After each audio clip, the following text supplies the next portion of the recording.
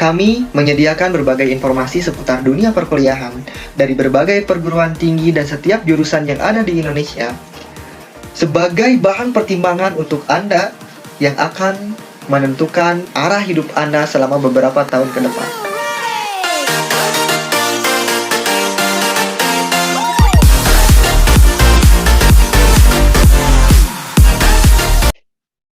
Bismillahirrahmanirrahim, teman-teman semuanya. Alhamdulillah hari ini kita berkesempatan ngobrol dengan salah satu mahasiswa UPI dari UPI Bumi Siliwangi.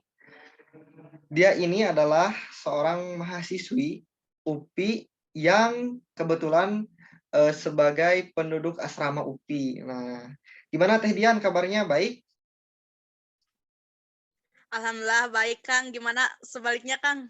Baik. Alhamdulillah sangat-sangat baik. Nah, Teh Dian, ngomong-ngomong nih tentang asrama UPI, sebelumnya itu letaknya kalau misalnya dari gate 1 dari gerbang 1 itu apa? Asrama UPI itu di sebelah mana? Kalau untuk letaknya gitu, masih di dalam UPI, cuma kalau untuk dari gate 1 ya mungkin sekitar 50 meter atau 60 meteran lah.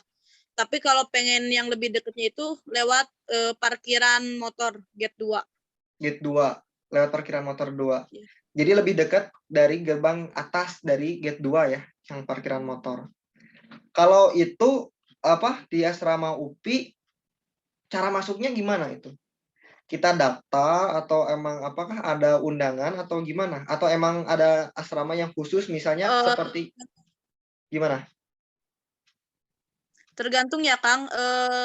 Kalau untuk mahasiswa baru itu diperbolehkan daftar dari berbagai jurusan, dari berbagai daerah.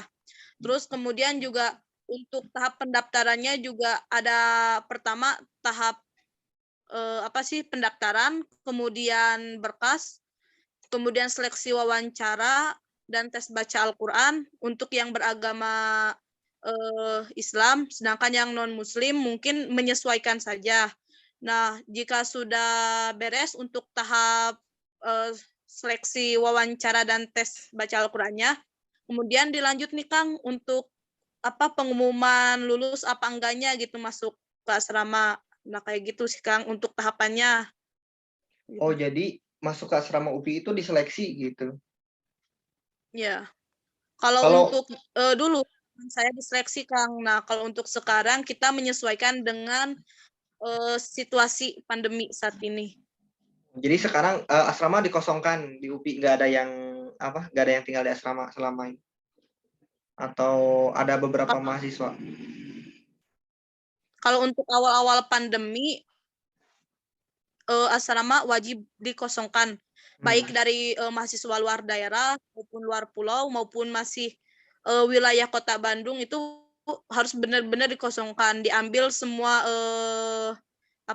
barang-barangnya gitu. Tapi kalau untuk sekarang alhamdulillah asrama sudah buka kembali ya Kang, seperti biasa, namun kita menyesuaikan sama situasi pandemi kayak gitu. Dan alhamdulillah peminatnya juga sangat banyak gitu.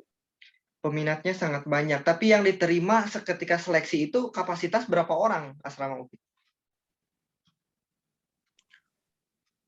Sesuai dengan kamar. Nah, kalau dulu sebelum pandemi satu kamar itu 3 orang. Satu kamar 3 orang. Satu kamar itu isinya fasilitasnya full, ada meja, kursi, terus ranjang, kasur, selimut, bantal juga ada, kemudian WC juga di dalam, toilet. Terus kalau untuk sekarang mungkin menyesuaikan juga nih sama situasi pandemi saat ini. Jadi sekamar itu hanya diperbolehkan 2 orang. 2 Mungkin kalau orang. misalkan sudah gitu kan, mungkin bisa dikembalikan lagi kayak dulu gitu, sekamar bertiga. Kalau untuk lemari tadi saya kurang jelas dengar ada lemari nggak udah disediakan atau belum lemari untuk baju? Nah, untuk lemari sudah ada Kang. Satu kamar itu tiga lemari 3. kalau nggak salah gitu. Jadi 1 orang dapat 1 ya. Kalau untuk makan nih gimana? Apakah ada dapurnya atau gimana? Untuk makan sendiri bisa masak gitu mahasiswa atau? Kalau untuk makan, kita dari asramanya sudah memberikan fasilitas mulai dari kompor, kemudian alat masak juga sudah ada. Cuma yang tidak difasilitasinya itu alat untuk makannya saja gitu. Tapi kalau untuk masaknya sudah ada. Kemudian semua yang berhubungan dengan makan siswa itu diserahkan kembali kepada siswa gitu. Jadi bukan asrama yang nanggung, asrama hanya menyediakan fasilitasnya saja. Oke. Terus itu dari satu gedung asrama UPI berapa gedung itu totalnya? Berapa bangunan?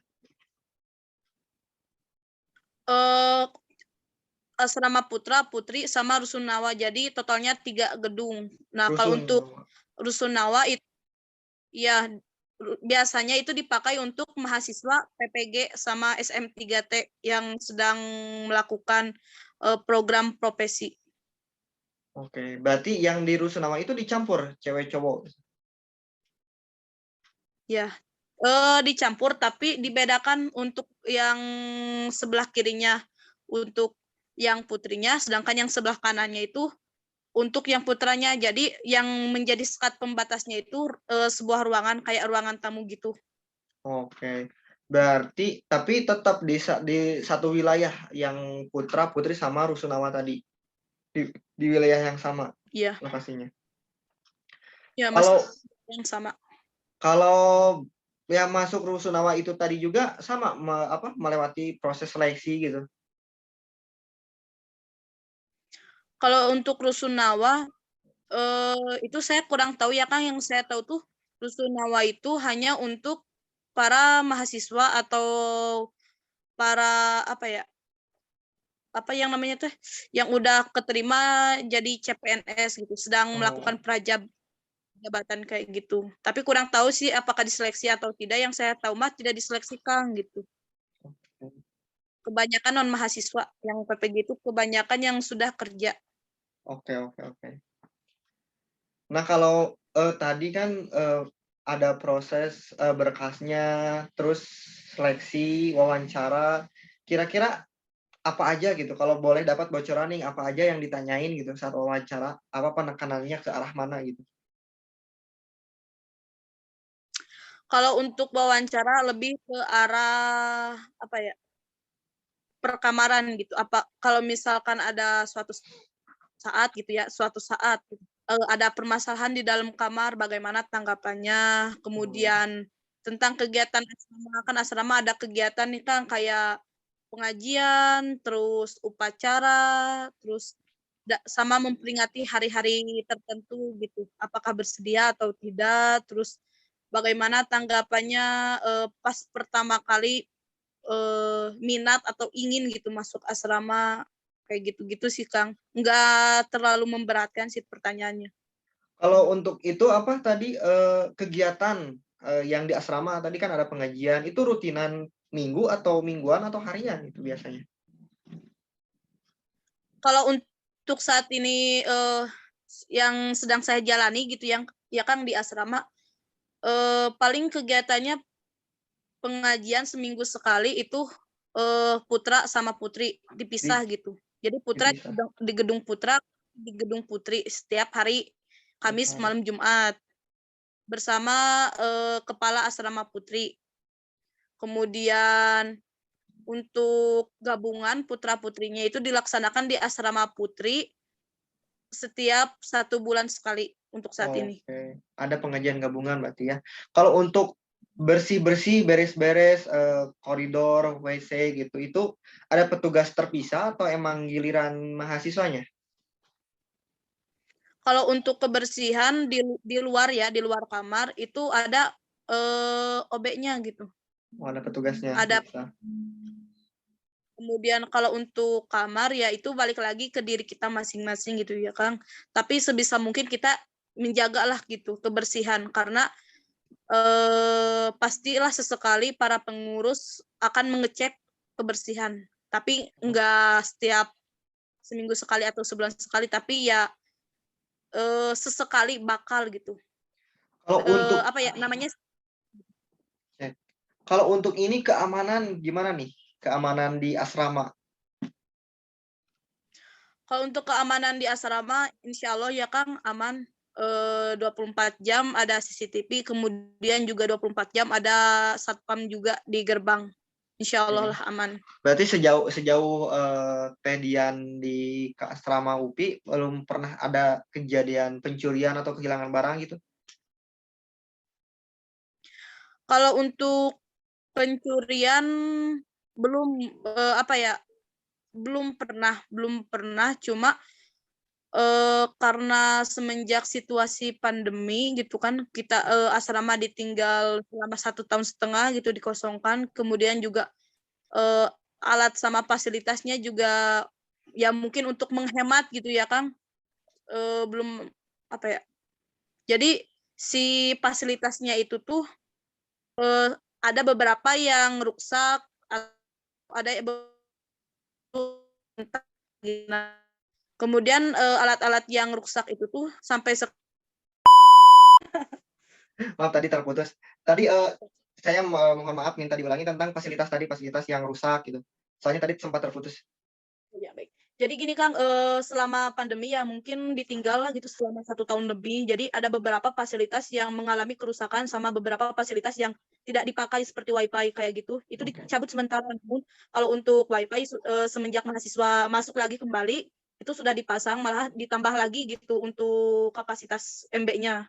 Tapi Oke. untuk fasilitas yang rusak itu masih dalam tahap perbaikan. Nah gitu. Seperti apa misalnya yang lain? CCTV apa ya Kang, masih dalam tahap perbaikan saat ini. Jadi kalau misalkan ada beberapa barang yang hilang ataupun beberapa barang yang kita lupa lagi nyimpen itu, lebih tepatnya bukan kehilangan ya Kang, tapi ada yang ngamanin gitu. Mungkin beberapa hari kemudian atau kita aktif di grup ditanyakan, insya Allah lah balik lagi gitu. Tapi Oke. lebih tepatnya insya Allah nggak ada kehilangan sejauh yang saya rasakan di sini. Paling ya ada yang ngamanin. Oke. Terus kalau fasilitas kan di asrama UPI tadi ada dapurnya, ada untuk masaknya, terus WiFi. Terus selain itu apa lagi fasilitas yang di luar kamar gitu? Jamban, Eh, itu ada nggak di luar kamar? Kan tadi di kamar ada kamar, satu jamban gitu. Di luar kamar ada nggak? Kalau untuk di luar kamar itu kebetulan nggak ada Kang, cuma untuk di lantai satunya, kan itu sering banyak tamu tuh, itu ada disediakan fasilitas toilet. Kayak Oke. gitu.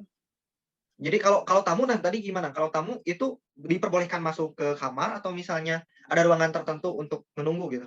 Misalnya tamu yang ke salah satu mahasiswa penduduk asrama UPI.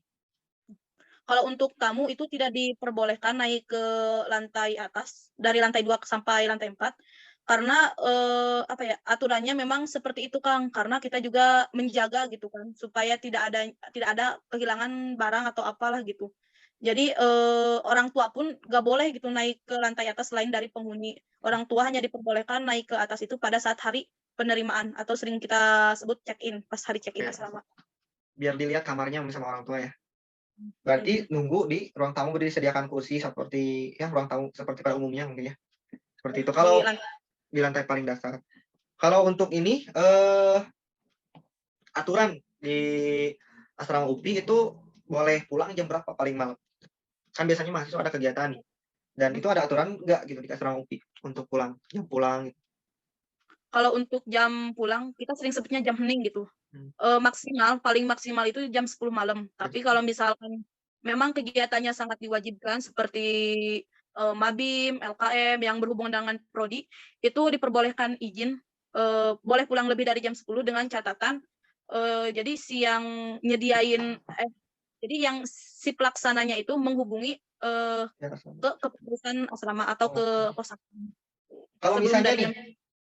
kalau misalnya ada salah satu mahasiswa penduduk asrama UPI, dia nggak pulang satu malam nggak ada kabar, itu biasanya gimana?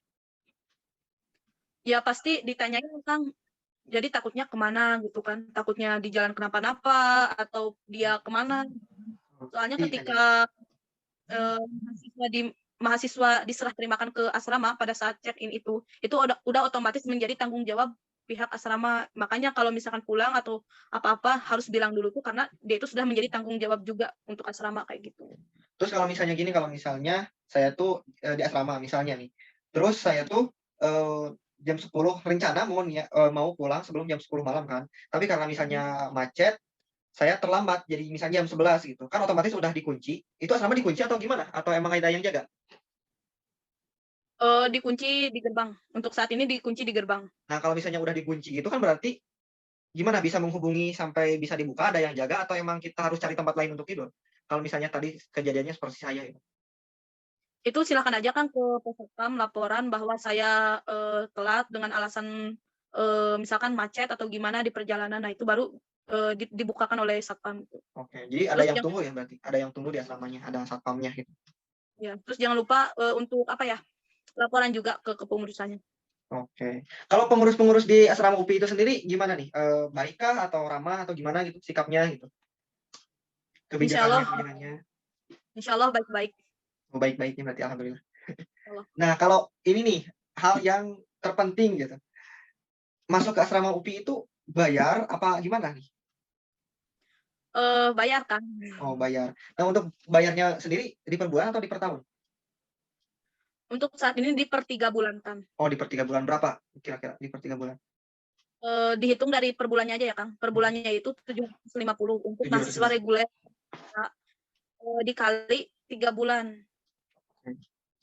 Jadi intinya 1 bulan 750 untuk mahasiswa Mahasiswa yang reguler. bidik misi.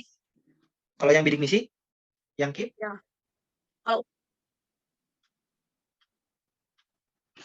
Terputus suaranya. Tadi yang apa? Yang reguler 750, kalau yang bidik misi tadi, yang bidik misi dan KIP berarti mempunyai keringanan gitu. untuk yang punya nah, jadi bayarnya itu 400.000 per bulan. Oke, 400.000 per Kali bulan. 3 bulan. Berarti 1.200.000 per 3 bulan dan yang KIP gitu.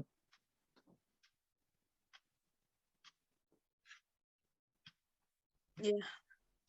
Nah, kalau ini suara saya terdengar lancar apa sinyalnya masih jelek?